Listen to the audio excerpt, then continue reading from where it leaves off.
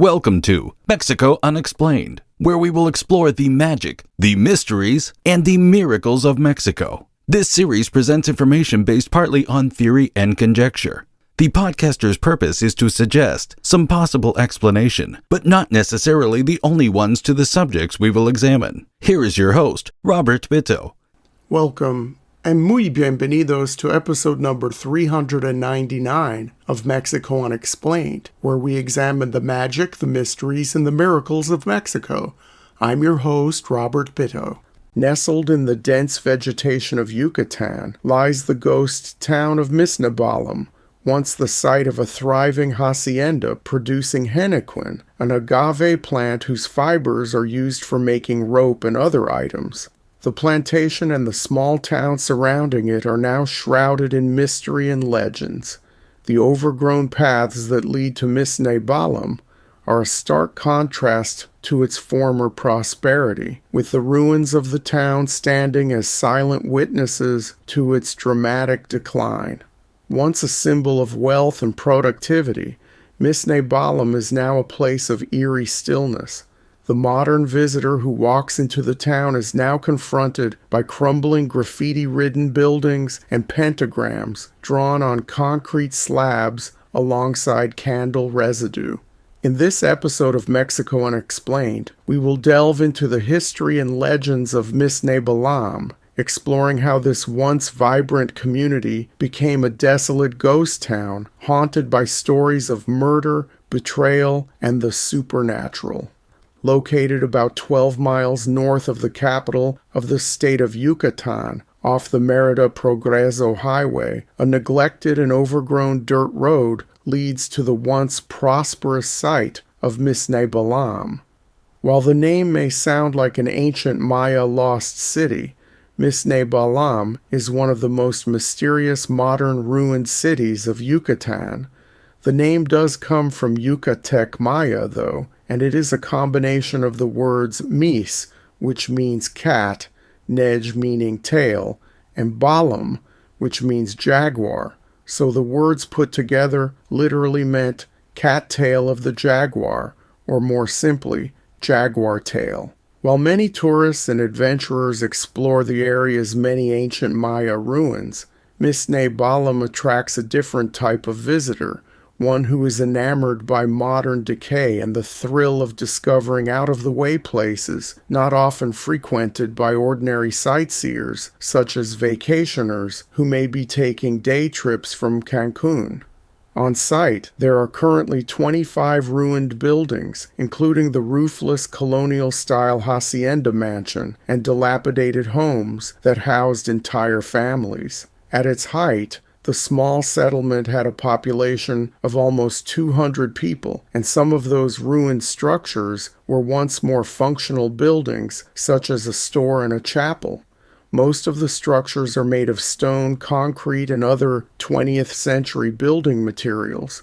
There is even a cenote on the property, which is a large open freshwater well common in the northern parts of the Yucatan Peninsula. The place was completely abandoned by around the year 2005, the henequen production having stopped many decades before.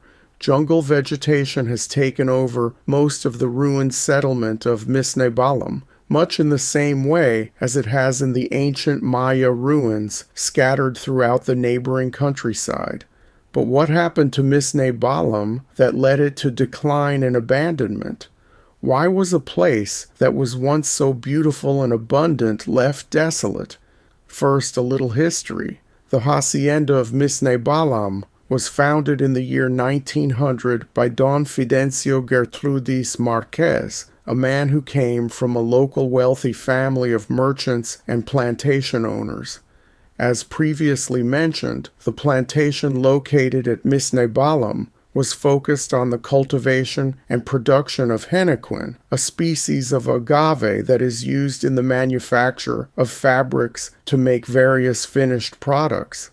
Don Fidencio employed dozens of local families to work his fields, and like so many similar haciendas at the time, he often had laborers who were recent immigrants from abroad or who came from other parts of Mexico, including indigenous people from the northern part of the country who were considered rebels by the Mexican government and were shipped to the Yucatan plantations as semi-slave laborers.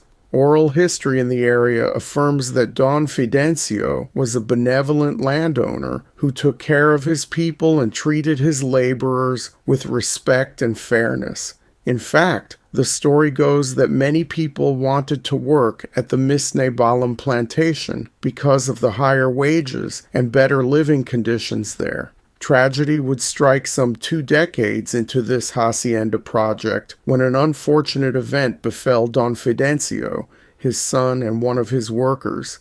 On October 22, 1921, the trio were walking on an old stone sack bay, a road constructed by the ancient Maya, which led from the small town of San Ignacio to the main Misnebalam plantation house. They were about halfway to the main house when they were ambushed by a group of men armed with machetes and guns who disappeared into the jungle as quickly as they appeared. Don Fidencio suffered mortal injuries from this attack. They never found the people who committed the crime, and the whole plantation was in mourning over the death of the larger-than-life owner. Things were not the same after Don Fidencio's death, and the plantation was taken over by one of his sons, who preferred to live in Merida as an absentee owner.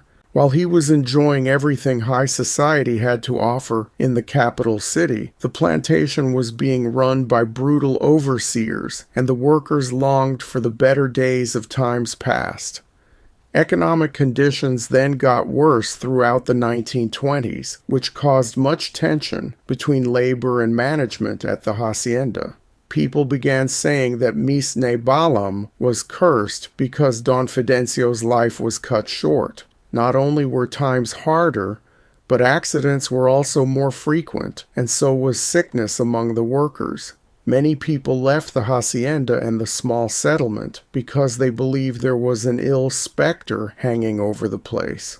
One of the things that went wrong at Misnebalam, a decade or so after Don Fidencio's passing, as noted in the local lore, was the tragic death of a 13-year-old boy named Juliancito who worked in the fields alongside his parents. In one version of the story, the happy-go-lucky, handsome Juliancito was brutally abused and molested by a foreman. The boy went to the priest in charge of the small chapel at Misnebalam and told him of the repeated maltreatment by the overseer, at which point the priest went to the boy's parents.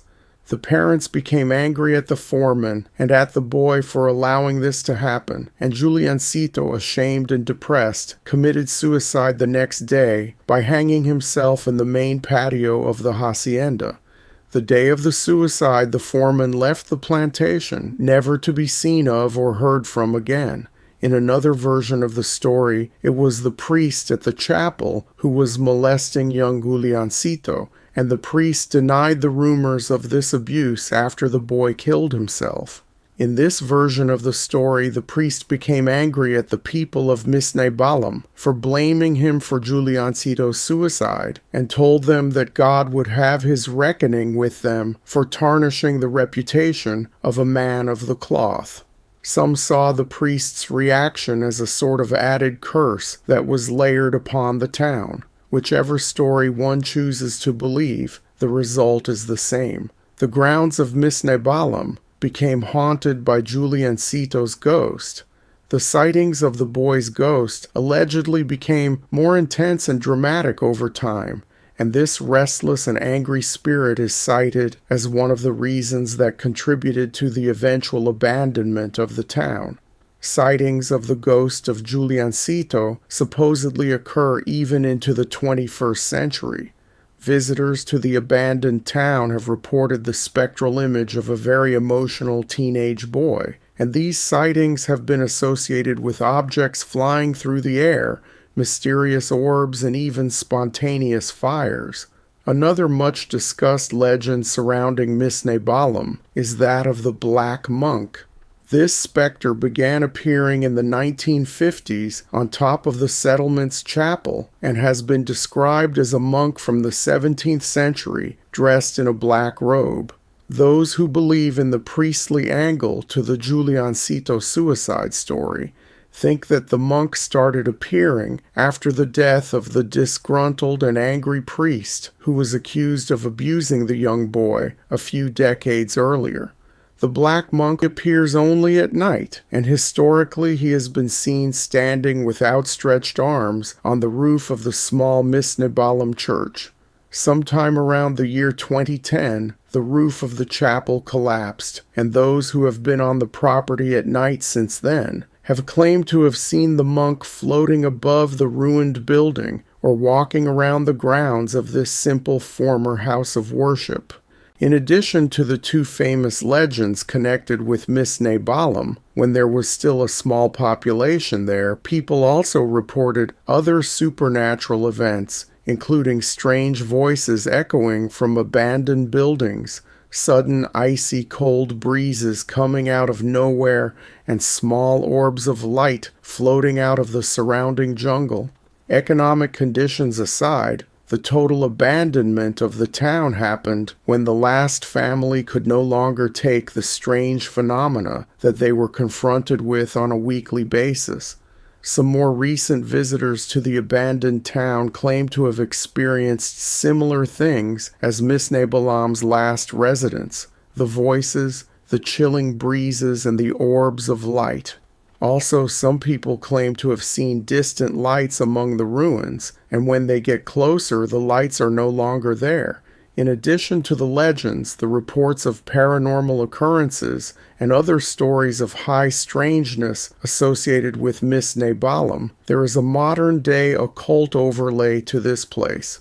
Visitors often report seeing the remnants of satanic rituals having been performed at the site, including pentagrams, upside-down crosses, and the clumps of wax that are the residue of candles used in ceremonies.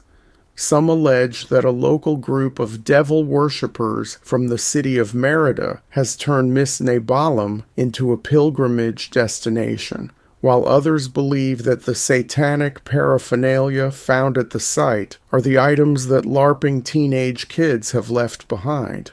The few sensitives and mediums who have visited the place have reported dark energies and malevolent unseen forces that are seemingly in control.